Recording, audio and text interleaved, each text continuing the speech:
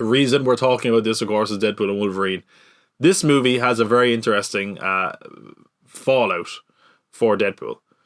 Basically, the movie comes out, and after a successful weekend, Fox is like, we're going to make a Deadpool movie. And straight away, they hire Rhett Reese and Paul Wernick to write the script. And producers are very clear, we're going to get a more faithful version of Deadpool this time. So everyone's like, oh, awesome, finally, we might actually get something good out of the bad, you know?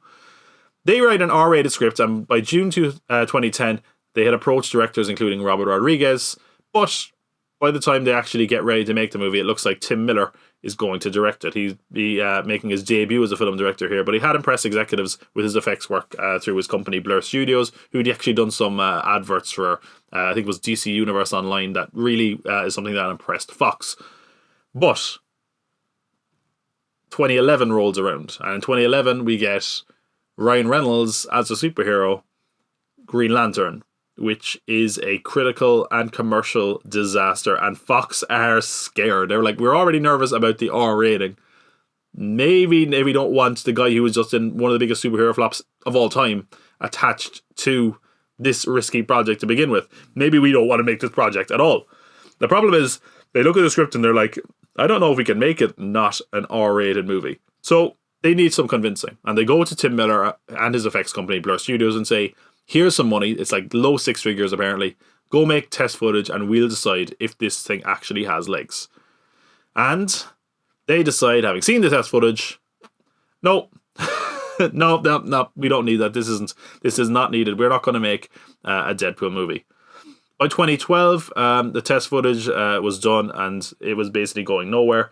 After the success of the Avengers, people are like, hey, maybe we can make more superhero films. And some people think, hey, this is the time for a Deadpool movie. Really, they're just like, no, we're not going to make that R-rated Deadpool movie. But we could put Deadpool in like a team, so presumably like X-Force or something. And that's what they're considering. But it doesn't really look like it's going to go anywhere, to be honest. And yeah, the fact is that Deadpool is basically languishing in development hell at this point. It doesn't look like it's going to go anywhere. But the footage was impressive. And chances are you're seeing it right now. And that should tell you something. The footage leaked onto the internet.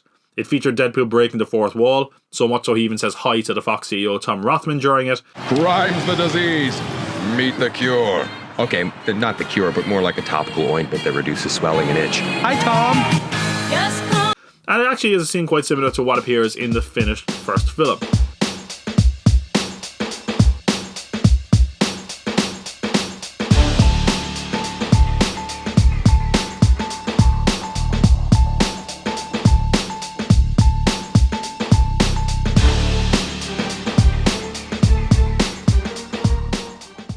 So, this is exactly what fans wanted out of Deadpool. He's wearing the costume, he's breaking the fourth wall, it's creative and fun action, it's balancing action and humour. And that is exactly what fans want. It leaks onto the internet in July 2014, and the internet eats it up. It's 2 years old by the time they've done this. This footage leaks onto the internet, by the way. But it leaks in July 2014. By September, they've already dated Deadpool for February 14th, 2016. Where it would be a huge success. It would basically make February like a viable point for a lot of movies. After the success of this, people were like, whoa, we can make that much money by putting our film in February.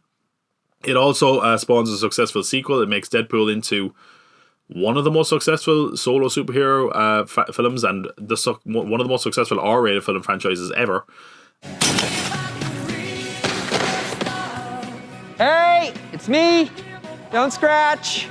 Just cleaning up the timelines. Look, eventually, you're gonna hang up the claws, and it's gonna make a lot of people very sad. Huh? But one day, your old pal Wade's gonna ask you to get back in the saddle again. And when he does, say yes. And it's now brought us to a third film, which is finally in the MCU for Deadpool and Wolverine, which hopefully means we're going to see Deadpool finally in the MCU properly and with a more accurate Wolverine. Let's fucking go.